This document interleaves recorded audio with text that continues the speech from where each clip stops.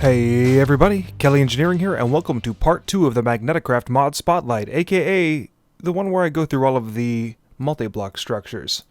So there are quite a bit of them, as you can see behind me, but I'm going to be going through every single setup and every single how all of them work together, pretty much. And that is pretty much all I'm going to be going through in this episode. I may do a part 3 to cover all of the to cover all the computer stuff, but I'm undecided about that right now since it's not really a most used portion of MagnetiCraft. I really want to deal with the very used portions of the mod. So let's get to it. Before we begin, a note.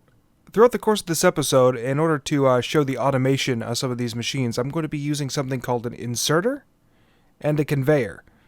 And the inserter's recipe is an iron ingot, a lead ingot, 3 iron nuggets, a motor, and 2 light iron plates. And then the conveyor is 3 light iron plates, 4 iron ingots, and a machine block. And I've already made both of them right here, and we'll get to these upgrades a little bit later. But the inserter is this little doohickey right here. So this portion right here is where he's actually going to be looking into. And do I have a chest? I have a wooden box, it'll do. So, say I have a wooden box filled with, give myself some iron. So iron ore. If I'm going to put this iron ore in there, and you'll see that he starts working and just transferring the iron ore over here into here. And you see that he is doing it by bits of 8. Very handy.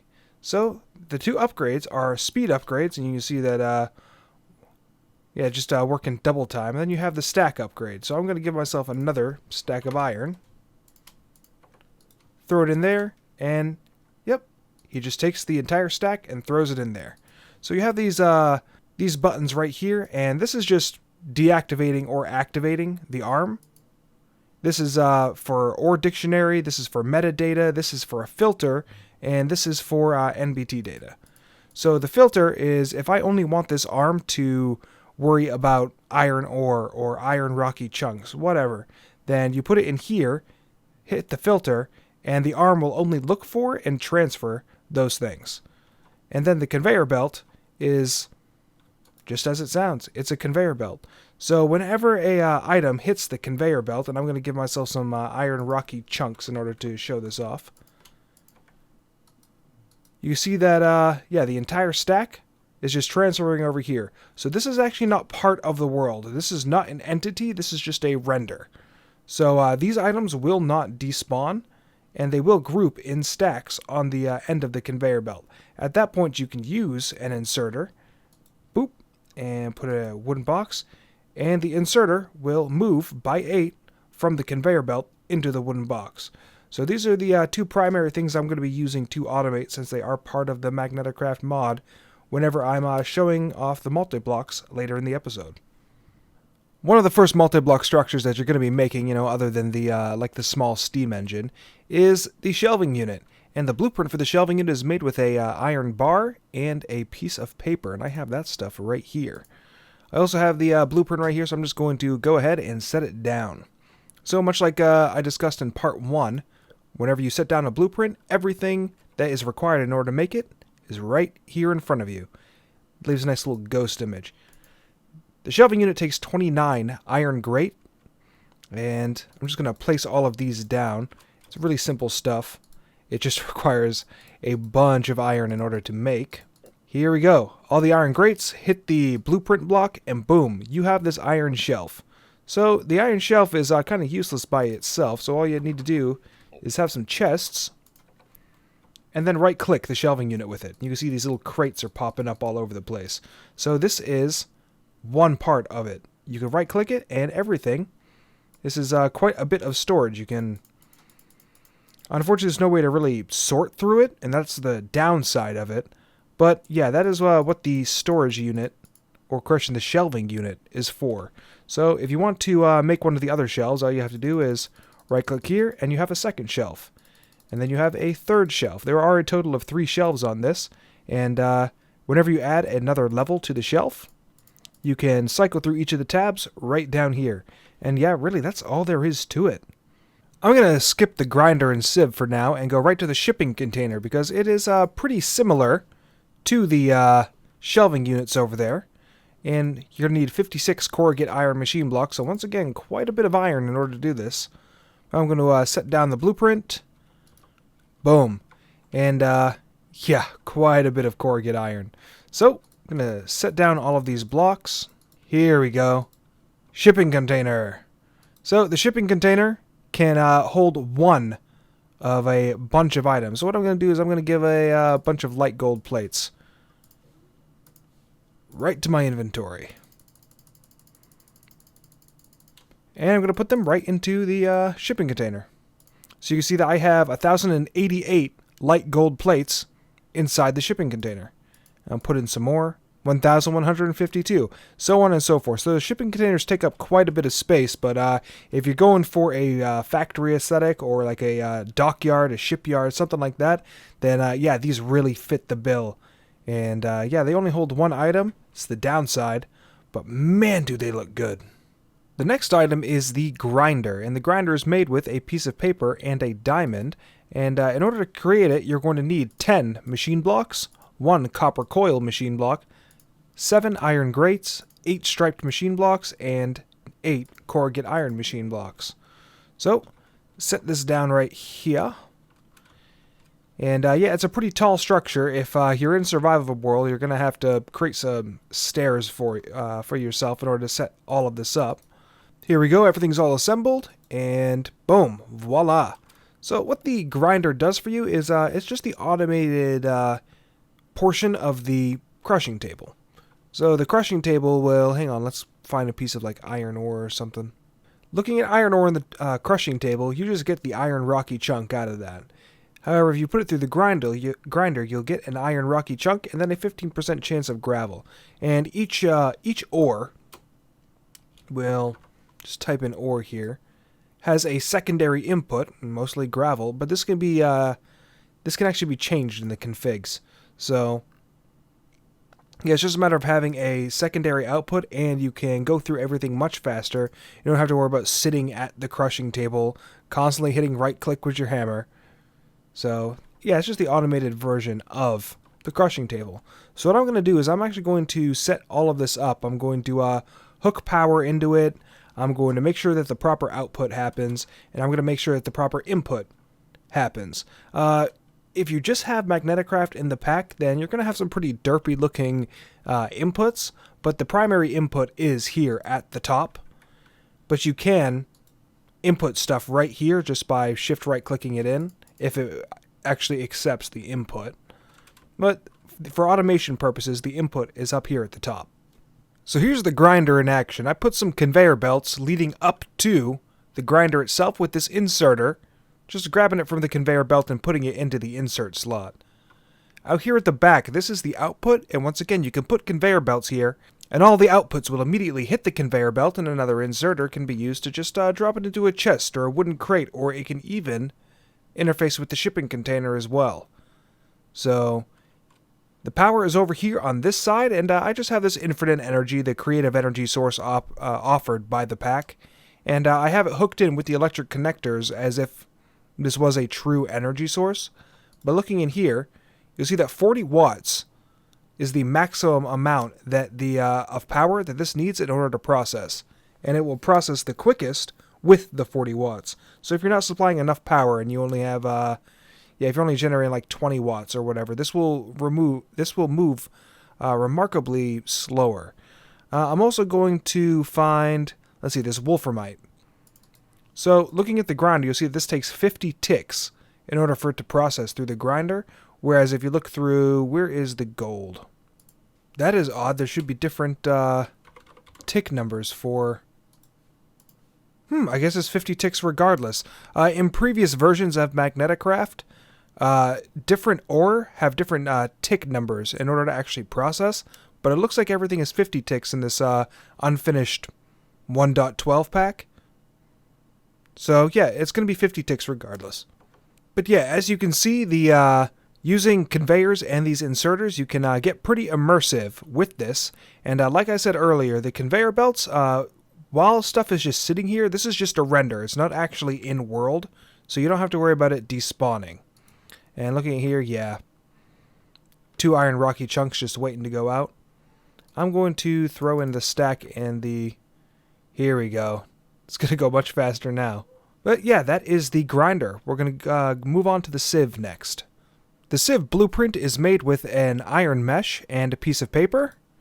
Got it right here. In order to create it, you're going to need 7 machine blocks, 6 support columns, 8 striped machine blocks, 4 iron grate machine blocks, and 4 corrugate iron machine blocks. So let's place this down and get her set up. And right click, and boom, we have the sieve. So as you may have guessed, the sieve is the automated version of the sluice box. So it even kind of looks like the sluice box. But it's not a terribly complicated machine as it looks. So let's get everything set up for it, and I'll be right back with you. So here is the sieve in action. It doesn't look like much, just looking at it like this, but you can see that the plates are moving. It is working. And the unfortunate thing about the sieve is the outputs are actually here on the bottom. So you have to be creative with how you actually want this to be set up. So I have conveyor belts going, and all of the flint that's being generated from the gravel I have input. Oh, the input is over here in the up here at the top. So you can automate it just like you did over here with the grinder. But yeah, that is how this works. You have to rely on the bottom outputs. Oh, so these 3 right here, there are a possibility of 3 different outputs. Output 1 is going to come from here. Output 2, output 3. But it honestly doesn't really matter which one is which output. I'll open up the sieve recipes right here. So this iron rocky chunk can have a primary output of iron chunks. Then you have secondary of nickel dust and aluminum dust.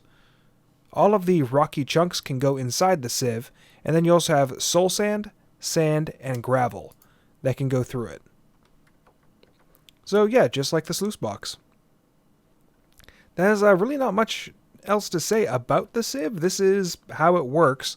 You have 2 energy inputs.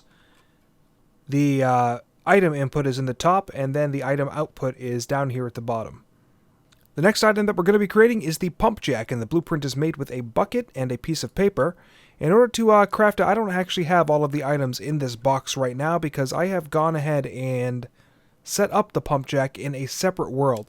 I obviously can't use the Pumpjack to its full potential considering Bedrock is only 3 down from our current location. So yeah, I created a normal world, set up the Pumpjack there, and I'm going to head to that world now and show you how it works. So here is the Pumpjack in all of its glory. You only have to worry about 2 things, which is the energy input right here, and then the fluid output.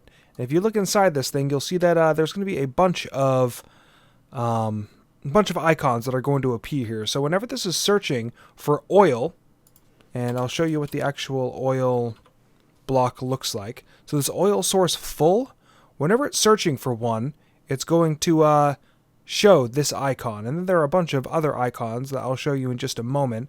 But according to the actual MagnetiCraft manual book...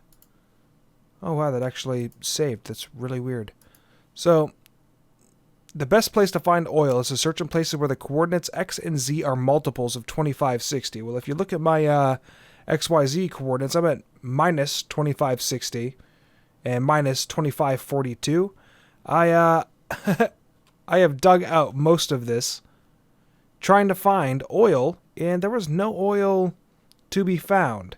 I mean, I know it exists. I mean, I've seen it exist in previous versions. I'm just wasn't seeing it in this version. So once again, this may be something that is an inevitability with the unfinished state of this mod. But all I did was place some oil source blocks of my own.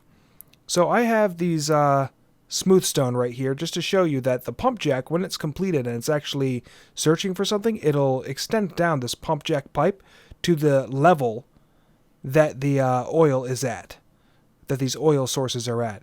It will search 3 out from the Pumpjack pipe for an oil block. And I'm going to place one right here. And head back up to the Pumpjack itself. You see that this scanning oil deposits means that it found one, because this is a magnifying glass, and it's taking a little bit longer in order to actual scan. So it's finding how many are actually in the area. Now this orange arrow just means that the pumpjack pipe is mining down.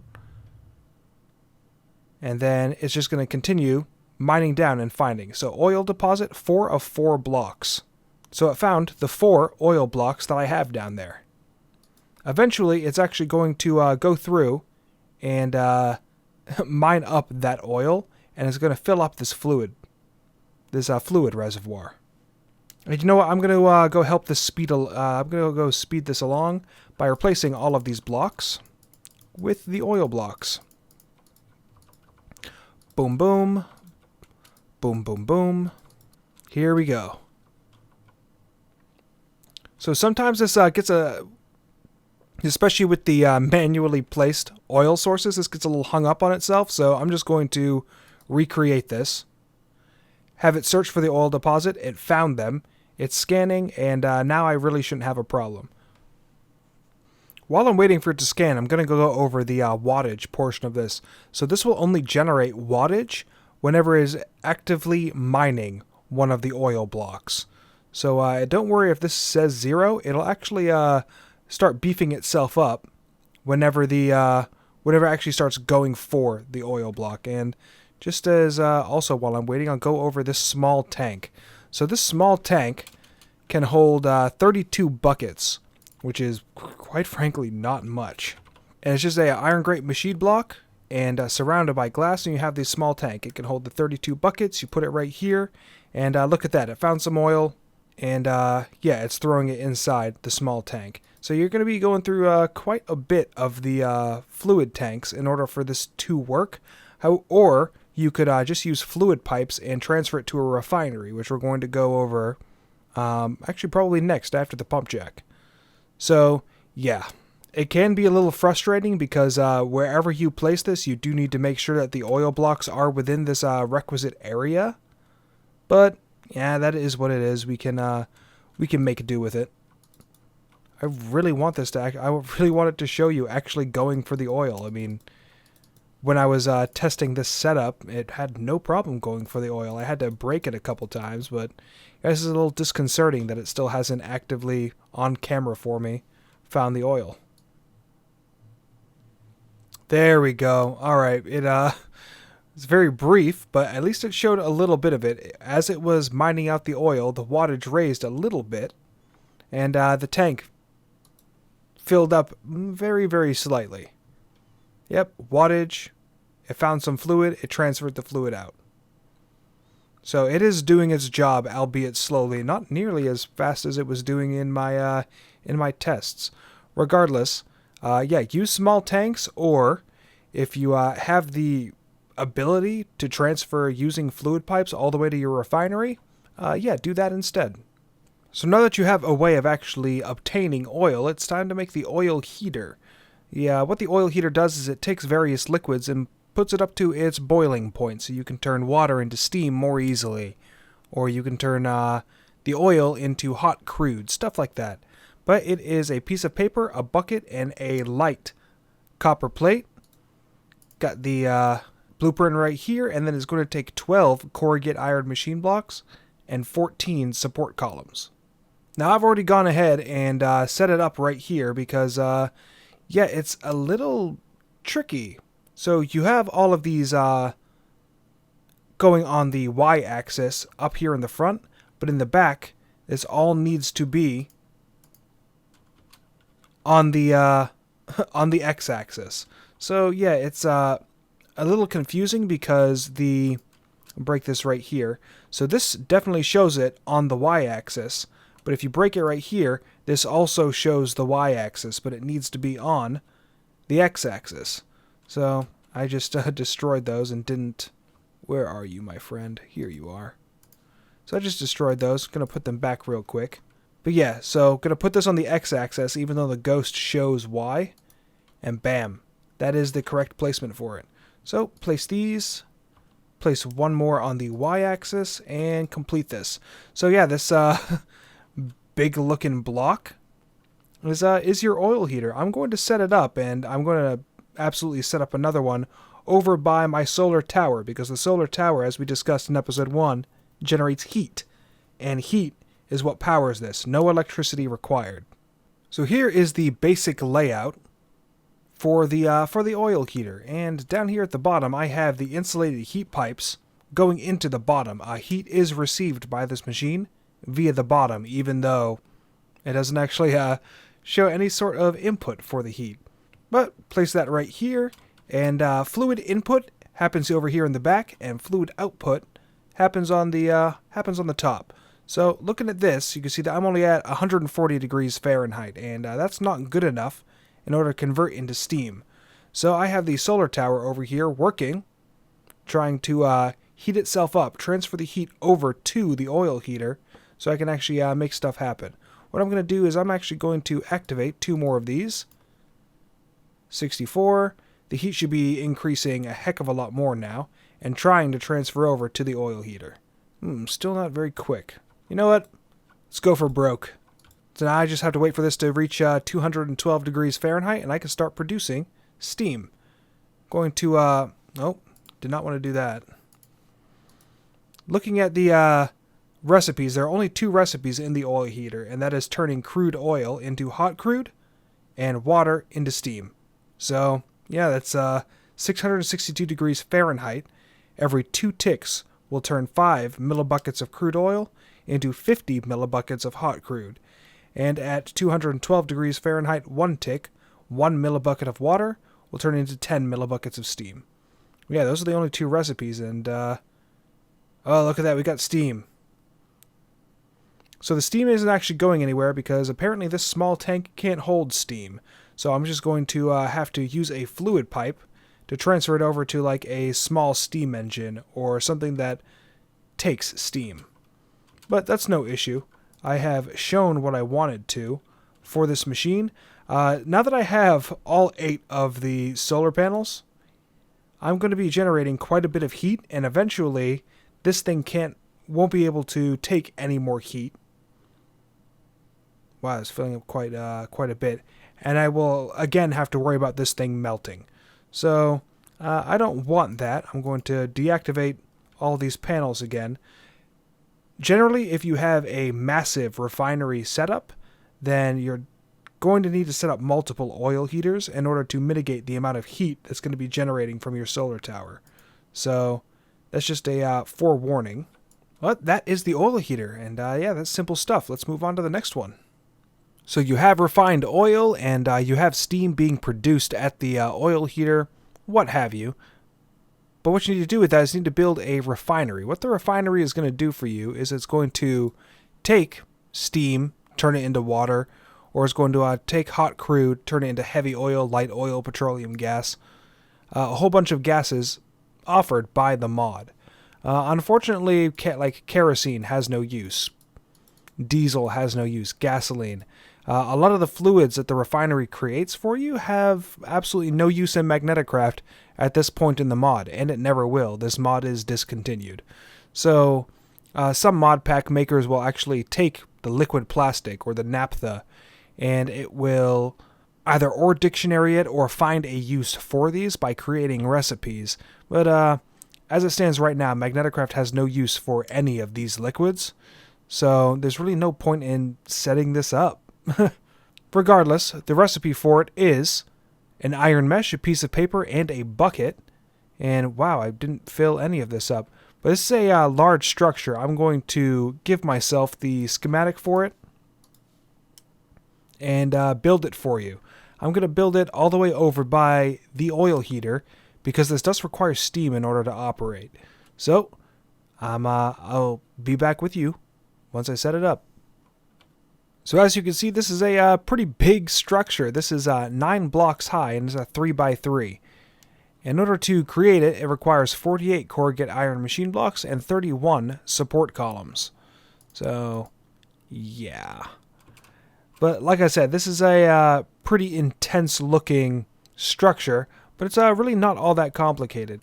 So, if you look in here, you'll see that this does require a little bit of power, and then you have 2 fluid inputs, and then 3 fluid outputs. So one of those fluid inputs is actually steam. So I'm going to give myself some pipes. Iron pipe. And transfer it over here. Is this thing on? Here we are. It's filling with steam. I forgot to take my wrench and turn this into an output.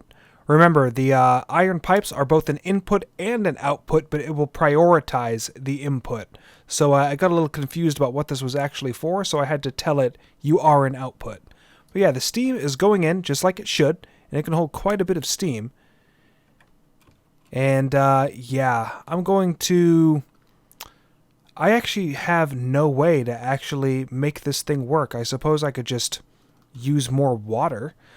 So yeah, this kind of actually sucks a little bit because I can't show you how this actually works. I could use steam, but once again, no steam is going in. Son of a gun. And I'm not generating enough heat in order to make this work. So, alright, give me a second to actually set this up properly, because steam is the only thing I can use. There are no... I can't give myself buckets of oil, or crude, rather. Yeah, I can't give myself anything of crude, or hot crude, for that matter. So, yeah. Alright, so I have it set up as best as I can right now, and yeah, I have 5 watts of power. And the power is actually not being supplied by this, so I'll just get rid of this right now. No electrical power is required in order for this to operate. Once it sees that there is a valid input and output, it will generate its own. Power. So fluid steam, in order to operate, fluid steam as an input, and then fluid water is one of the outputs. If I had crude in here, then I would be getting hot crude. If I put hot crude in here, then, if I put hot crude in here, then I'd be getting one of the hot crude outputs, heavy oil, light oil, and petroleum gas. And then the outputs are any of these on each of the 3 levels. But that is really all there is to the refinery. I regret not being able to show you the full setup for it. But, yeah, this is the best I can do since the mod won't give me buckets of the oil to stage this. The next block I'm really not going to go over. It's the big combustion chamber, and it's supposed to operate just like the small combustion chamber over there, which you supply hard fuels to it like coal. And but this block you can actually insert water into it, and what it's supposed to do is generate steam for you. So I have it set up right here, and you can see that like it looks like the top of a boiler right here, so you should be able to like hook pipes into it. But unfortunately, you can't hook pipes into it. You could put a boiler on top of it, but nothing will actually transfer out of the top. So I'm putting water in here, and this is generating heat with blocks of coal, and I'm inserting water into the sides. But of course nothing is generating. This block is unfinished. Heck, if you look in the book, under the multi-blocks, yeah, it's not even in here. So this is a unfinished block, which means it will never be finished. So yeah, that is what the big combustion chamber is, and it really is a shame that it's an unfinished block because it looks so cool. If you saw earlier, actually I'll just stop it right now, throw the coal back in. But yeah, look at that awesome fire. It looks so cool. But we're going to move on to the last multi-block structure, which, where are you? The hydraulic press. So the hydraulic press is another semi-useless block in this version of MagnetiCraft. However, if anybody has played Project Ozone 3, then Project Ozone 3 actually made use of this for the MagnetiCraft quests by taking heavy plates that the hydraulic press can make and having them be a part of the MagnetiCraft quest line. So, yeah, this is the hydraulic press, and it is very, very simple to make, just with a piece of iron and a piece of paper, and I'm going to set that up for you. And so, this is what it looks like. It requires 1 striped machine block, 7 support columns, 2 corrugate iron machine blocks, 2 copper coil machine blocks, 14 iron grate machine blocks, and bam, it is complete. And it is just a really slick looking multi-block. But Over here, you have your normal power setting and then an input and an output. So you can have a chance to make an ingot, make a light plate, or make a heavy plate using any of the options listed here. I'm going to set this up with the appropriate power and then the input and output, and I'll be back with you. So for this setup, I opted for something that isn't as fancy as it could be. So I have the chest and I have the inserter going into the hydraulic press, and this is the input side. But the output side, I went for something, I didn't use the conveyor belts like I did over here. Instead, I just have a standard chest to show you that the conveyor belts are actually kind of unnecessary. So I'm going to take a piece of ice here and throw this in here. Now when this is in ingot mode and you throw in a piece of ice, then this will actually turn it into packed ice. So, whoops. Here we go. So, packed ice just left. And without the need of a conveyor belt whatsoever, we have it out here in the output. Now, the input, unfortunately, does not work like that. You can't set a chest by the input and have stuff automatically take. You still need the inserter for that. And heck, you can't even use conveyor belts for that. You have to use the inserter for automation's sake. But the modes that you have for this are ingot mode, which I just showed you, and ingot mode actually will turn like bricks into their base parts. Or you could have, let's see, yeah. So stone to cobblestone, polished diorite, granite, and andesite will become their regular granite, diorite, and andesite, so on and so forth. And then you have in heavy plate mode, 2 ingots will become a heavy plate. So I'm going to throw those in there. And then if you have it in light plate mode, then 1 ingot will become a light plate, and then get output as necessary. So let's turn this into heavy plate mode. And bam, it just took 2 of them and made that heavy plate. And I'll output it right over here. And that is the hydraulic press. Unfortunately, the heavy plates, yeah, like I mentioned before, the heavy plates don't have any sort of recipes associated with them. But mod pack makers can most certainly use the heavy plates in other recipes. So that is an option for you. But that is the hydraulic press. And with that, I am going to call this an episode. So I went through every single multi-block structure that the mod offers, and did a little bit of explanation about how each one works. The Pumpjack being honestly the most infuriating, because you have to search around the world for the necessary oil block in order to get the crude, and even then, once you have it into the oil heater and then into the refinery, you can't do anything with it with the base mod itself. But those are the woes of an unfinished mod.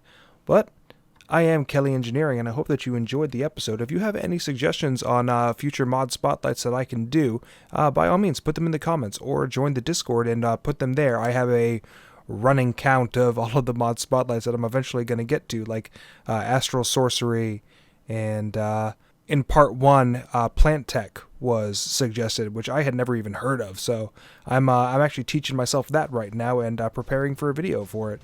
But yeah, I am Kelly Engineering. I hope that you enjoyed the episode, and I will see you in the next one. Bye-bye.